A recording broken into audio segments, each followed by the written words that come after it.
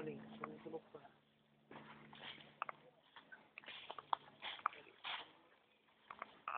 Ilang araw ba tinatagal niya?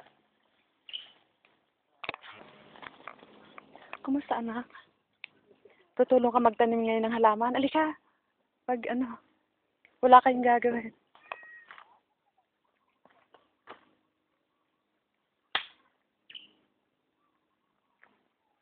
Sige, anak, mauna ka na. Sino yung tao na yun, anak? Yung may sombrero? Kapatid din siya ng papa mo? Okay.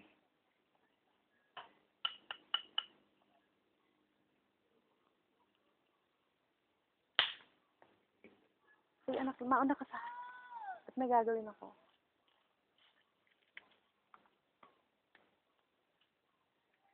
December 13, 2008. This is Villa Paraiso, Philippines. I'm setting up a community project to help build this particular area where people live, as far as I know, for the last 10 years and before I came. And so the condition of their poverty. Poverty is a disease that is very painful to know. I would like everybody and welcome everybody to join me in this project.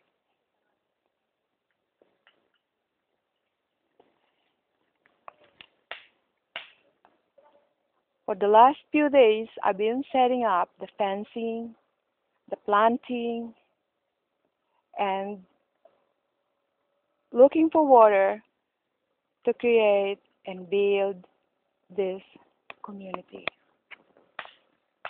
There is a pump well, one that everybody shares, but I think it's time to develop, rebuild, and create an infrastructure that is going to help improve the life of the people that lives here. This is the pump well. This has been here for such a long time, and at the moment there's hardly water coming out. So I engage people to look for another spot and find some water.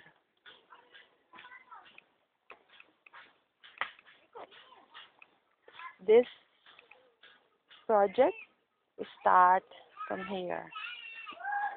Some of these people that you can see here came with me today. I'd like to introduce them to the idea of what a community development project is about. This is a makeshift kitchen. We have our food here, and this is where some of the construction workers stay that's building the fence. Hi, Jose, how are you? This is Jose, one of the workers. Yes. And he is one of my brother that support me in this project. Huwag kayo dyan maupo kasi nakikita nila kayo sa kabila, nakaupo lang kayo. Kung gusto nyo, doon kayo sa baba. Doon kayo, mamasyal sa dulo. Yan ang aking tanim, oh. May nakausap akong dating Juan, huwag mo na raw bilhin yun dahil patong-patong na pagkakasala ka lang. Okay. Okay. Okay. Yung isang